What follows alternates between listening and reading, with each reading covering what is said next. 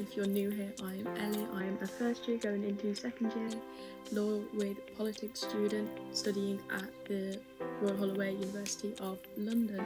So my content is basically just about uni life, productivity and just all the chaos in between that comes with being a uni student.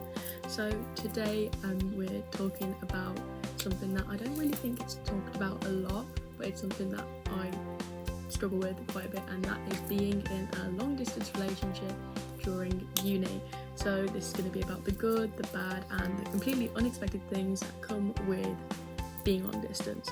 So whether you're in one or thinking about / knowing that is the next step to take because you're going into uni, or if you're just nosy and want to know the behind the scenes of it, and there's no shame there, and I know it's sort of something that a lot of people have a lot of questions about. So this one's for you, and again, got my handy dandy little script. I have sort of set it up now so I can just flick between, but yeah, let's get into it. Okay, so I have been in a long distance now for almost a year. I got with my boyfriend literally right before uni at the end of August, after sort of talking and sort of being together anyway from June. So yeah, a year, just under, and I can sit here and definitely say it's not perfect. So a bit about us: I am studying at university in Royal Holloway University of London, which is in Surrey, in Egham, and he is studying at Loughborough University, and if you don't know where that is, it's sort of in the Notts, Leicester area by the East Midlands Airport.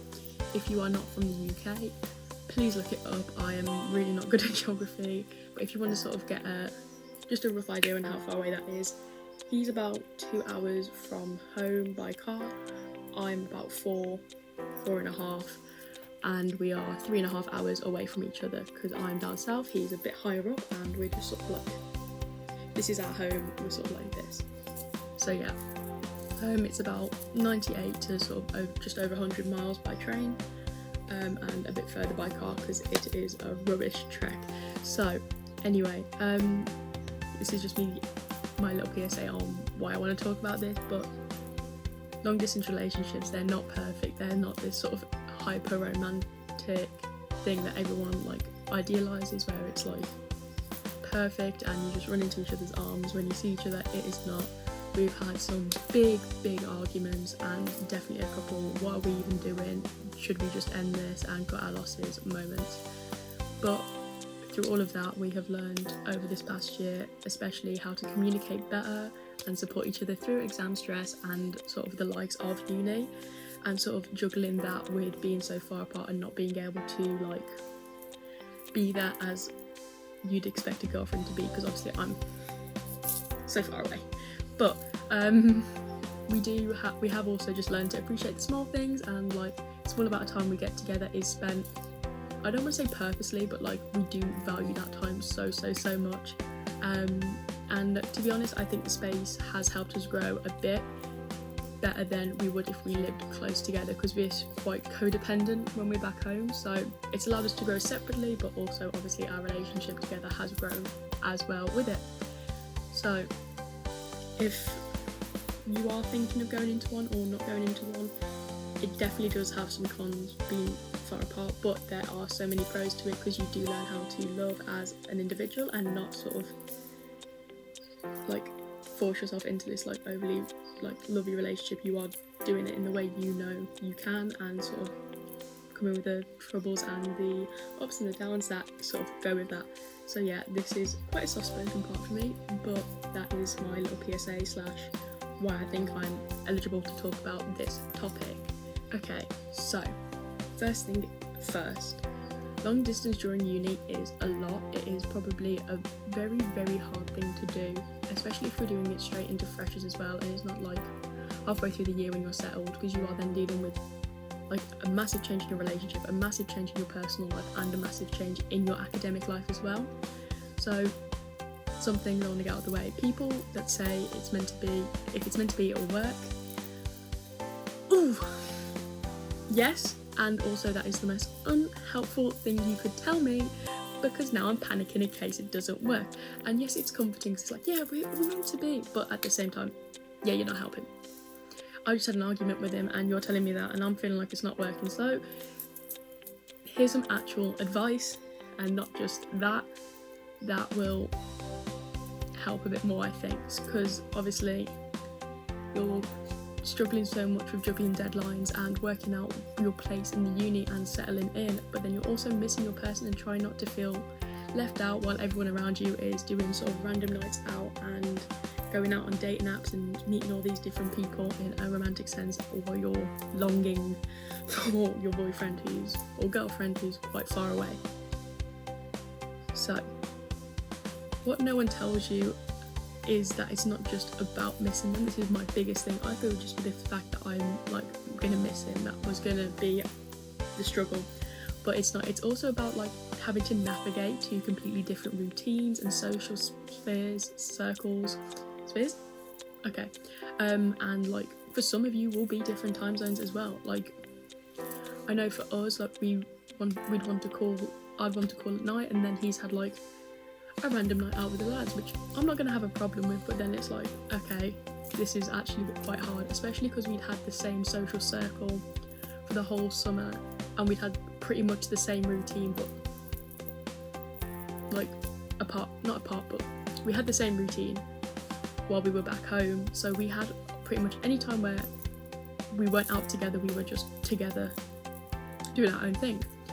So yeah, it is a very big struggle trying to navigate a time where you can sort of talk and chill, especially if you're like me and him who have very busy schedules. I'm a law and politics student and I'm often doing essays and have a lot of reading, plus my lectures, plus my part-time job, plus I also play rugby, which is 2 training sessions a week, plus a match on a Wednesday.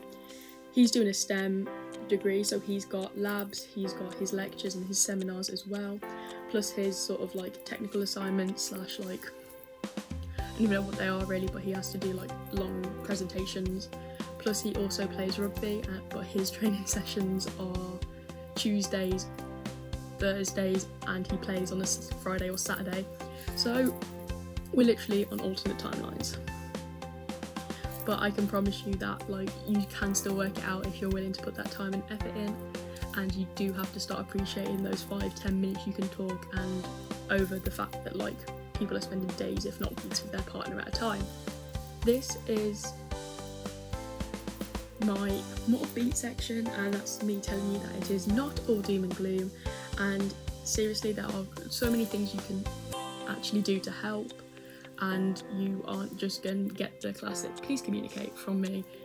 If you haven't started communicating about boundaries and that yet, you do need to have that talk. I know it's quite a scary thing to do and have to put like all your stuff on the table and they have to do the same, and you have to hope they do the same, but yeah, it is still required, and especially if you're long distance, communication is key.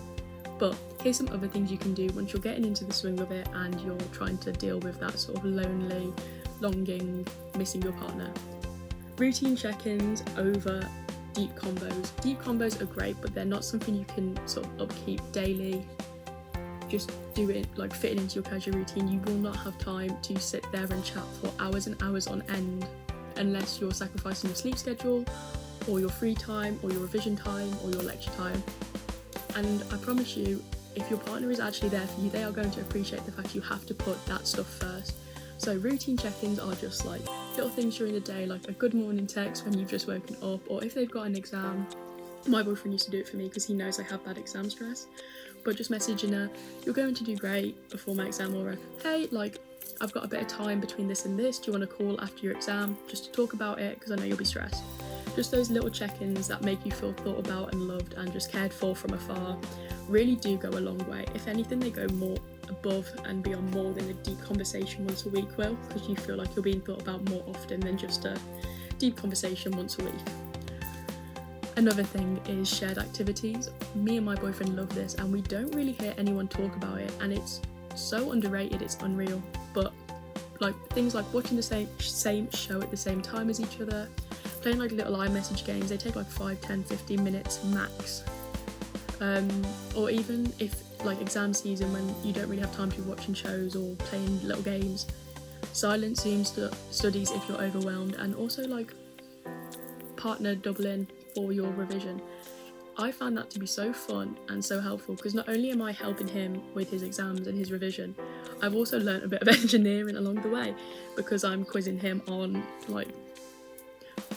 maths and physics and sort of like the computing side of. I don't know much about it, don't get me wrong, but like being able to quiz him and hear his answers back, it's quite fun to learn stuff, and same goes for him.